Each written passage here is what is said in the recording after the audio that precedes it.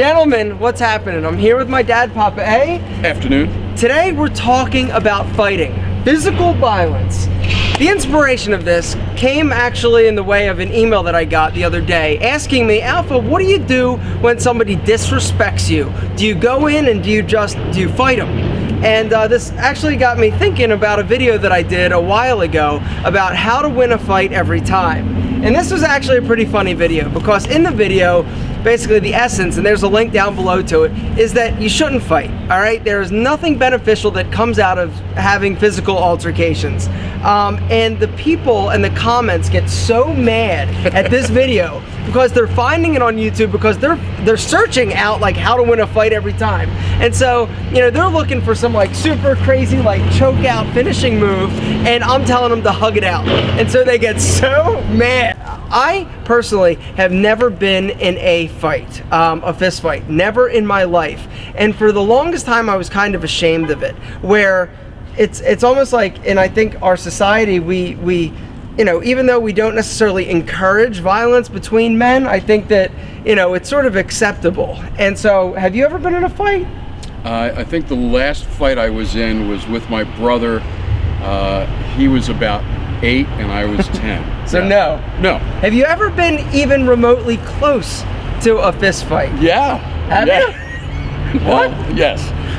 When I was bartending. Okay, so I was about to say, see, okay, but okay, so go on, Bruiser. Well, I used to bartend in this neighborhood bar, and of course you always come up against... And the neighborhood is sort of like a blue-collar place. We are from Philadelphia. It's outside of Philadelphia, a place called Norristown, and right. Yeah, so my dad was... No one has either library cards or passports. That's the kind of place this was.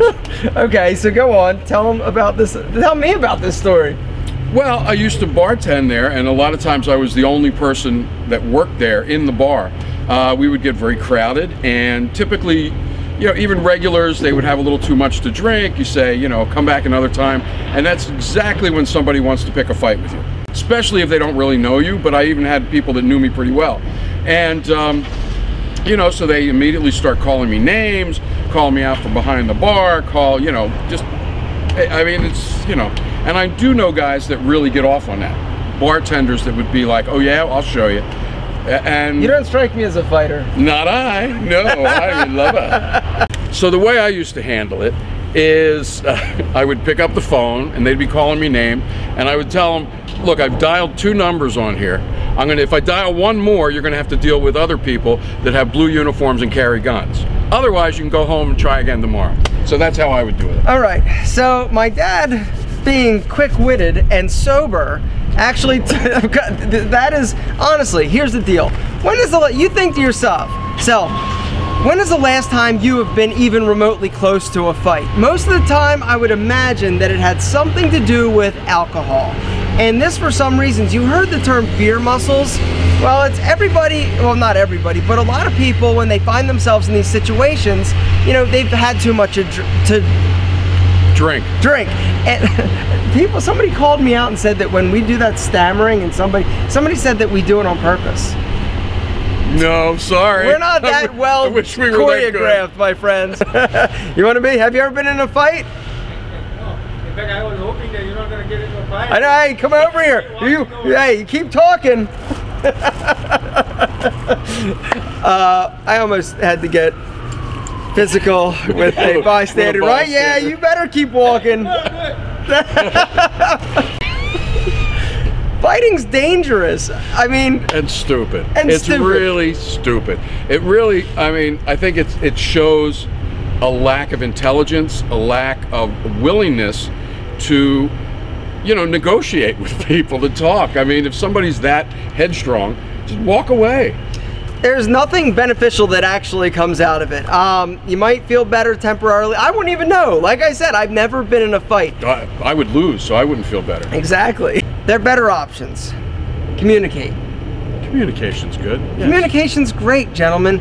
But once again, it comes down to being in those situations. So if you are frequently finding yourselves in situations and places where you're having these heated conversations that either A, get to a point of where you're actually throwing down and punching other people or bashing them over the head with bottles, you need to think about your lifestyle, because these choices are ultimately going to probably not be the best.